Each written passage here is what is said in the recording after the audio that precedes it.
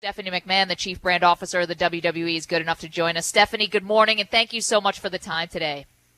Good morning. Absolutely. Thank you so much for having me. No, we thought of you immediately when we were starting this interview series with influential women in sports and entertainment.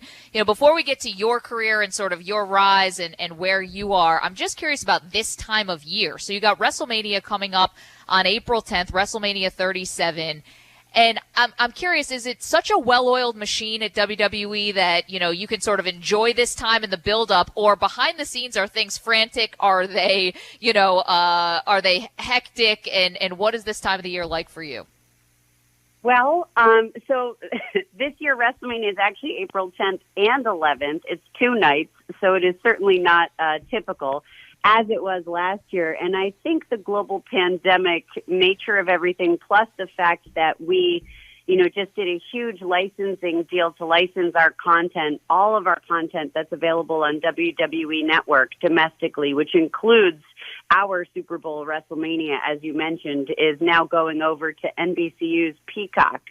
So that definitely adds an extra layer of trying to figure everything out, make sure everything works seamlessly. But I have to say, it's a phenomenal service. They're an incredible team, and we couldn't be more proud to be partnered with them on Peacock. Yeah, for sure, Stephanie. I think the wrestling fan is excited as well. How is that going to impact them? How, what more creatively are you guys going to be able to do now with the Peacock Network and being partners with them? Certainly. Well, from our fans' perspective, there's 3 different tiers on Peacock service. So there's a free tier, there's an ad-supported tier at $4.99, and then there's the premium tier with no ads at $9.99. WWE Network service is comparable at $9.99 per month. Only now, not only do you get all of the WWE content, but then you get all of the different content on Peacock service, including the Olympics, The Office, soccer, I was going to call it football, but you know what I mean? And so it's really a huge content offering for our fans. And then if they actually wanted to pay less and get the same amount of content with ads, they certainly can do that as well. And from WWE's perspective, we're not a technology company. So it really doesn't make sense for us to continue to invest in the technology side of the WWE Network app when all of these major players, when that is their expertise. So it really does make sense for us to focus on the content and now have that much more reach. Over 30 million people have already signed up for the Peacock service, and that's only growing. Yes, Stephanie McMahon is our guest, the WWE Chief Brand Officer, and you guys were really ahead of the curve there. I mean, we just saw the NFL signing these massive new TV deals, and every single one of them includes a streaming service complement, and Amazon is obviously going to have Amazon Prime. We'll have the Thursday night games. But you guys were so early to this, Stephanie. Did it feel like a massive leap when you started streaming the WWE Network? Well, it was 7 years ago when we were one of the first to launch. But, it's really at Vince's leadership. Yes, he's my father, but he is my boss, Chairman and CEO Vince McMahon. And, his philosophy is always to be slightly ahead of the curve. So that actually Vince was, credited with pioneering the pay-per-view industry back with WrestleMania 1 in the 80s. And then our opportunity to launch WWE Network nearly 7 years ago, we were actually pretty far down the pike with a linear deal, but they wanted to lock up our rights for 10 years, and we doubled back and did more research, found that our audience was 5 times more likely to watch online video. And we decided, that's it, we're going to control our own destiny. We're going to launch this streaming service, and we did in 8 short months, which was pretty remarkable, and such an incredible team that we had working on that. And now here we are, slightly ahead of the curve again, licensing all of that network content onto Peacock. Stephanie, talk a little bit about your journey within the WWE, cutting your own path, adding a lot to the company and on a lot of different levels, whether it be in the ring, outside the ring. I mean, you've done it all for the company. What about, Stephanie, what you wanted to accomplish and where you are right now in your career?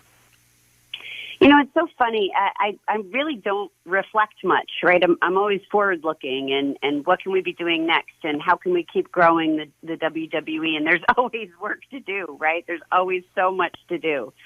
But I started my career, really interning. Even when I was in high school, I'd worked the switchboards, before automation.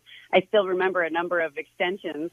And then I just interned all around the company. And of course, once I graduated college, I actually worked on our sales team and became a talent on the show. And then ultimately, took over our creative writing team, which I did for nearly 10 to 15 years, including then live events, talent relations, digital and social. And ultimately, that brought me to becoming the first ever chief brand officer for WWE. But, there's just no stopping our company and our organization and what we can do. And our goal is to grow. Stephanie McMahon is our guest, Chief Brand Officer of the WWE. And, Stephanie, correct me if I'm wrong, I believe it was 6 years ago at this point that it was the women's evolution in the WWE. And it was a really big deal and has continued to be a big deal, not just changing the name from divas to superstars, but really elevating these women and putting them on equal footing with the men. I'm curious, what are you most proud of since that evolution, first took place? And sort of where do you think this can go? What more do you want for these women? Absolutely. I think some of the key milestones that have happened, and thank you so much for the question, Maggie, is really, our women main eventing WrestleMania at WrestleMania 35, the last big stadium show that we did have at MetLife Stadium, where they broke the gross entertainment revenue record. But also having our first ever women's match in Abu Dhabi, which took us 6 years to get there. And our women had to change their gear. Only their heads and their hands could be exposed. But during their match, a chant broke out of both women and men chanting, "This is hope," which is not a typical WWE chant. And there were tears in the eyes of little girls in the front row. That impact, and then the impact that ultimately led to us having not one but two women's matches in Saudi Arabia, where the chant simply became, "This is awesome." Exactly what it should be. So those are the kinds of moments that make me the most proud, because I think those demonstrate the type of impact, that our universe, not just WWE, but our fans, our superstars, our partners, that we can have all over the world. And in terms of the future, I think the goal really is true parity on the roster, and parity in matches. And may the best storyline with the best characters win, regardless of if that's male or female. Stephanie, you mentioned that you're a very forward-thinking company-wise. Where do you think, a huge partnership with the Peacock Network and NBC Universal, where do you think the next step, what do you want to see the WWE do next? Well, there's any number of focuses for WWE, in particular internationally. So there's huge growth opportunities there. We've successfully launched in the UK, and now we're looking at other markets with what we call our global localization strategy, or global, I've heard it referenced as. But really, launching our performance center, and not just our performance center, but growing local talent in local markets with local distribution, local lines of business that ultimately then ladder up, into the bigger WWE main roster, Raw, SmackDown, et cetera, that's seen globally in, over 900 million homes in 180 countries. So I think that international focus is huge for us, as well as our Raw and SmackDown, NXT, and WWE Network programming internationally. Growing that local homegrown talent, as well then on the WWE in the States, it's really focusing again on our content rights and media, and really growing that space, and then also amplifying our sponsorships. So we really want to go to market with more of a league type strategy and approach, versus the traditional media approach that we've been doing, or I should say in conjunction with. Stephanie, just two more quick ones for you, and we really appreciate you carving out this time for us. We know you are very busy any time of year, specifically this time of year. But I'm curious, when you are, when you're traveling the world globally, when you're trying to put deals together, we have a thought about here in the United States that, we push that, women can be equal to men. They can do everything that men can do. I'm curious, though, around the world, that may not be the same thought process. Do you find that you're underestimated just because you're a woman, no matter what your last name is, no matter how much time you've put in the company, that you've been underestimated going into business deals simply because you're a woman?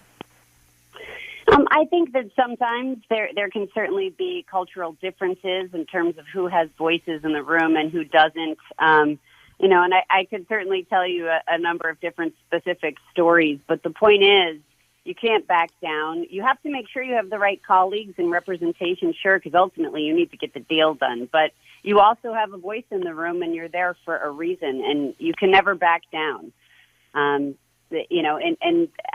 Again, I don't want to give too many examples because I feel like, I don't want to bury any partners or not partners, but potential partners. But there's definitely been particular instances, overseas where I have felt that. But you have to do the best you can, make sure you have the best allies, in the room, and ultimately do your job and get the deal done. And last one for you is about your daughters. And I read recently, or you were on a podcast, I believe, recently, where you said your oldest daughter is actually training to be a wrestler. I believe she's 14 years old. I'm curious sort of what your thoughts are on that. And you worked your way up in the business. If they want to go into the family business, do you want them, like, I know answering phones probably doesn't happen much anymore, but do you want them starting from that ground level and working their way up the same way that you did? I think at anything they do, it's important to work your way from the bottom up. I think it's important to respect all of the different roles, that individuals have, because every single role matters.